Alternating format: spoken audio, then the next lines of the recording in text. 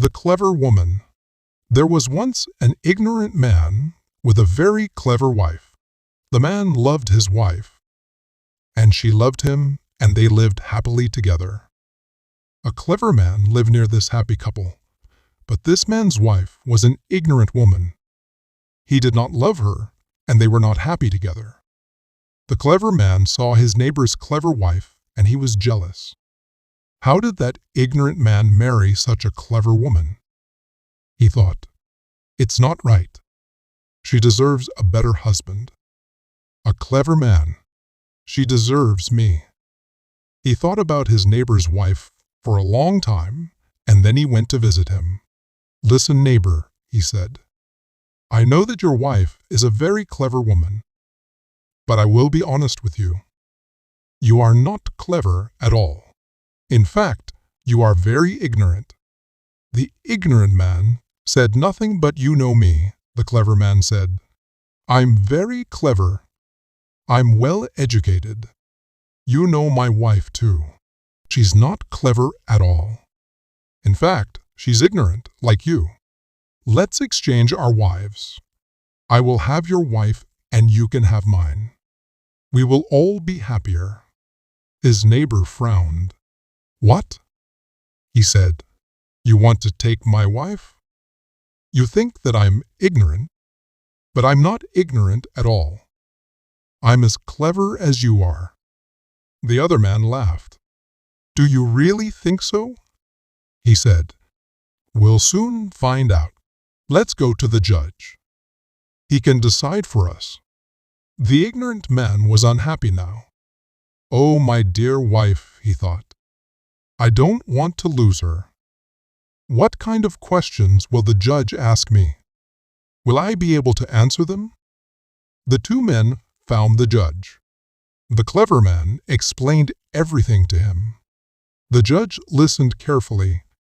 You say this man is ignorant, he said, and he pointed to the ignorant man. Yes, yes, the clever man said. Ask him questions. You will see. He doesn't know anything. The judge thought for a moment. Then he said to the ignorant, Man, tell me, sir, how many stars are there in the sky?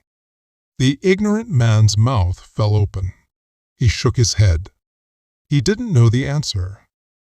Here's another question, said the judge. Where is the navel of the earth? The ignorant man shook his head again.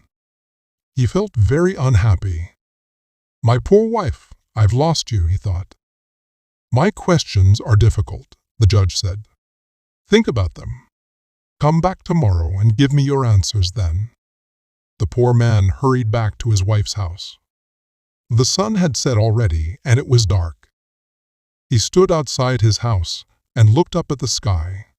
He was trying to count the stars. His wife came out of the house and found him there. What are you doing, my dear husband? She said. Come and eat your supper. It's all ready for you. I can't come in, her husband said. I must count the stars.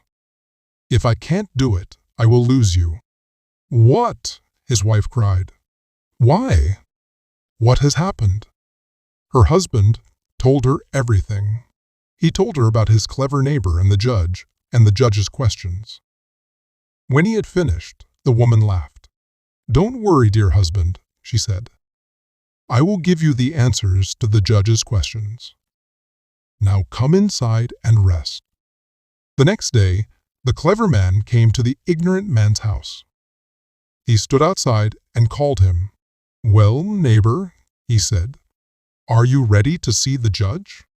The ignorant man called back to him. Oh, yes, I am quite ready. His wife gave him a basket of teff and a spear. Then he went outside, and the two men hurried off to see the judge. Now, the judge said to the ignorant man, let's hear the answer to my first question. How many stars are there in the sky? The ignorant man poured out the grains of teff onto the ground. The number of stars in the sky, he said, is the same as the number of grains in this basket of teff. Don't you believe me?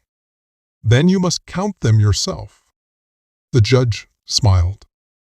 That's a good answer, he said. Now here's the second question. Where is the navel of the earth? The ignorant man picked up the spear and stuck it into the ground in front of the judge's feet. The navel of the earth is here, he said. Don't you believe me? Then dig into the ground and you will find out. The judge laughed. This man is not ignorant at all, he said. He's very clever. The clever man was angry. He's not clever, he's stupid, he said. He didn't find the answers to these questions. Someone helped him. Is this true? Said the judge. Did someone give you the answers to my questions?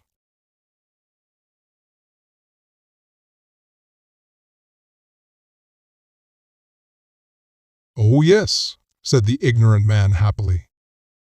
My dear wife told me. He stopped. Oh, I've been stupid. I've made a mistake, he thought. The clever man laughed. Aha, he said. You see, Judge, he's stupid, isn't he?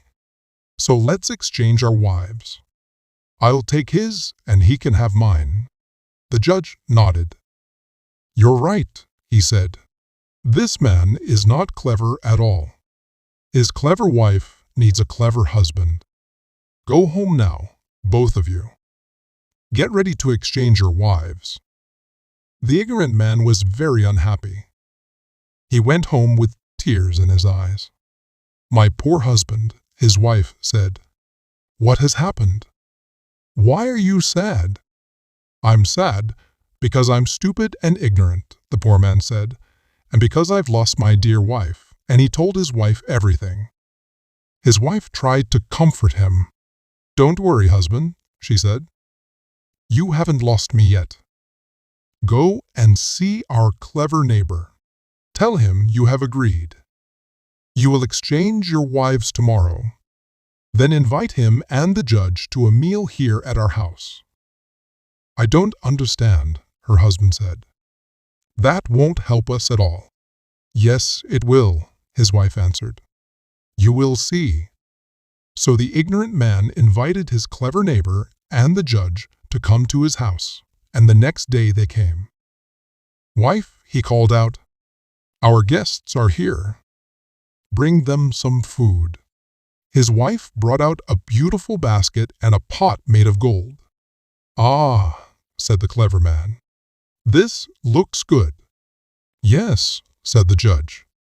I'm sure this clever woman cooks delicious food. The woman opened the basket and offered bread to the judge. But the bread was black and burnt. What's this? The judge said. It's my bread, the woman answered. Don't you like it? My bread is always like this. Then she brought out some chicken stew. Please have some stew, she said to the clever man.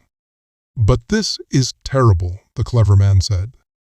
This chicken still has its feathers. You don't like my chicken stew? Said the woman. But I always make it like this. I never take off the feathers. The judge tried to eat a little bread and stew, but soon he stopped. The bread was horrible, and the chicken stew was horrible too. He couldn't eat it. Now, he said, let's finish our business. It's time to exchange these women. But the clever man stood up. I think perhaps, he began. What the judge said. Don't you want this clever woman? Clever, the clever man said. She's not very clever at all. Let her stay with her ignorant husband. My wife is ignorant, but her bread is never burnt, and her chicken stew is always delicious. The judge and the clever man went away. The ignorant man and his clever wife laughed and laughed. Now, the clever wife said, it's dinner time. Come, my dear husband. Your food is ready. She threw away the burnt bread and the horrible chicken stew, and she brought out the lovely dinner that she had cooked for him. Oh, my dear wife, "You are so clever," her husband said. "You deserve a better man than me." "But you are the best man in the world," his wife said, "and I will always love you." And they lived happily together from that day on.